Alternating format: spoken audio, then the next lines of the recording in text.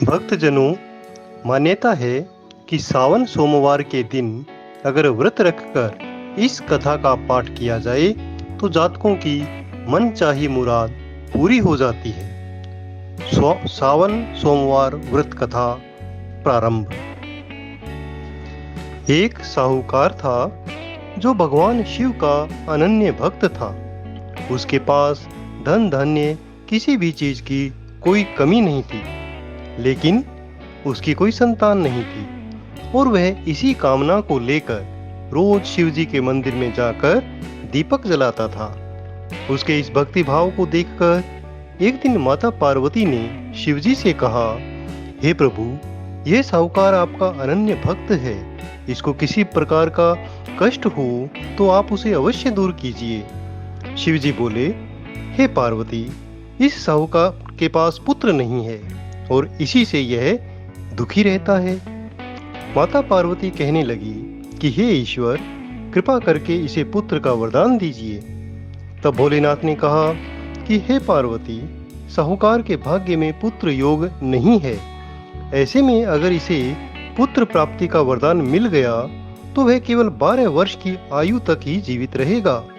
यह सुनने के बाद माता पार्वती ने कहा कि हे प्रभु, आपको इस साहूकार को पुत्र रत्न का वर देना ही होगा, अन्यथा भक्त लोग आपकी सेवा पूजा करेंगे क्या? माता के बार बार कहने से भोलेनाथ ने साहूकार को पुत्र होने का वरदान दिया, लेकिन यह भी कहा कि वह केवल 12 वर्ष तक ही जीवित रहेगा। साहूकार यह सारी बातें सुन रहा था, इसलिए उसे न तो खुशी हुई और न ही दुख हुआ। वह पहले की तरह भोलेनाथ की पूजा अर्चना करता रहा। उधर सेठानी गर्भवती हुई और 9वें महीने उसे सुंदर से बालक की प्राप्ति हुई। परिवार में बहुत हर्षोल्लास मनाया गया, लेकिन साहूकार पहले की तरह रहा। उसने बालक की 12 वर्ष की आयु का जिक्र किसी से नहीं किया। जब बालक की 11 वर्ष की आयु हुई तो एक दिन साहूकार की सेठानी ने बालक के विवाह के लिए कहा। तो साहूकार ने कहा कि वह अभी बालक को पढ़ने के लिए काशी भेजेगा। इसके बाद उसने बालक के मामा को बुलाया और कहा कि इसे काशी पढ़ने के लिए ले जाओ और रास्ते में जिस भी स्थान पर रुको वहां यज्ञ करना, ब्राह्मणों को भोजन कराते हुए आगे बढ़ना। उन्होंने भी इसी तरह करते हुए रास्ता तय किया। रास्ते में उन्होंने देखा कि एक नगर की राजकुमारी का विवाह था। जिससे उसका विवाह होना था वह एक आंख से काना था। तो उसके पिता ने जब अति सुंदर साहूकार के बेटे को देखा तो उसके मन में आया कि क्यों न इसे ही घोड़ी पर बिठाकर शादी के सारे कार्य संपन्न करवा लिए जाएं। तो उन्होंने मामा से बात की और कहा कि इसके बदले में वह उसे अथाह धन देंगे। तो वो भी राजी हो गए। इसके बाद साहूकार का बेटा विवाह की वेदी पर बैठा और जब सारे विवाह कार्य संपन्न हो गए तो जाने से पहले उसने राजकुमारी के चुंदरी के पल्ले पर लिख दिया कि तेरा विवाह तो मेरे साथ हुआ है, लेकिन जिस राजकुमार के साथ आपको भेजेंगे वह एक आंख से काना है। इसके बाद वह अपने मामा के साथ काशी के लिए रवाना हो गया। उधर जब राजकुमारी ने अपने चुनरी पर यह लिखा हुआ देखा तो उसने काने राजकुमार के साथ जाने से मना कर दिया। तो राजा ने भी अपनी पुत्री को बारात के साथ विदा नहीं किया। बारात वापस लौट गई। उधर मामा और भांजे काशी पहुंच गए।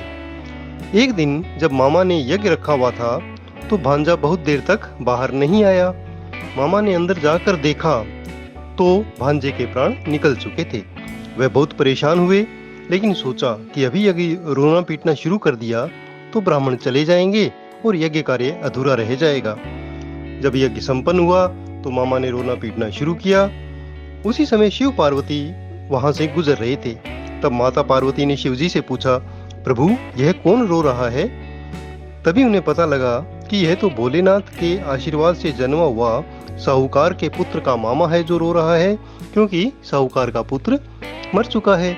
तब माता पार्वती ने कहा कि हे स्वामी, आप उसे जीवित कर दें, अन्यथा रोते रोते इसके मामा और इसके माता पिता के भी प्राण निकल जाएंगे। तब भोलेनाथ ने कहा कि हे पार्वती, इसकी आयु इतनी ही थी, सो वह भोग चुका। लेकिन माता पार्वती के बार बार आग्रह करने पर भोलेनाथ ने उसे जीवित कर दिया। लड़का ओम नमः शिवाय करते हुए जी उठा। मामा भांजे ने दोनों ने ईश्वर को धन्यवाद दिया और अपनी नगरी की तरफ लौट पड़े। रास्ते में वही नगर आया और राजकुमारी ने उसे पहचान लिया। तब राजा ने राजकुमारी को साहूकार के बेटे के साथ बहुत सारे धन धान्य देकर विदा किया। उधर साहूकार और उसकी पत्नी छत पर बैठे हुए थे। उन्होंने यह प्रण कर रखा था कि यदि उनका पुत्र सकुशल न लौटा तो वे छत से कूदकर अपने प्राण त्याग देंगे। तभी लड़के के मामा ने आकर साहूकार के बेटे और बहू के आने का समाचार सुनाया, लेकिन वे नहीं माने। तब मामा ने शपथ पूर्वक कहा। तब दोनों को विश्वास हो गया और दोनों ने अपने बेटे बहू का स्वागत किया। उसी रात साहूकार को स्वप्न में शिवजी ने दर्शन दिया और कहा कि तुम्हारे पूजन से मैं प्रसन्न हुआ। इस प्रकार जो भी व्यक्ति इस कथा को पढ़ेगा या सुनेगा उसके समस्त दुख दूर हो जाएंगे और मनोवांछित सभी कामनाओं की पूर्ति होगी। ओम नमः शिवाय।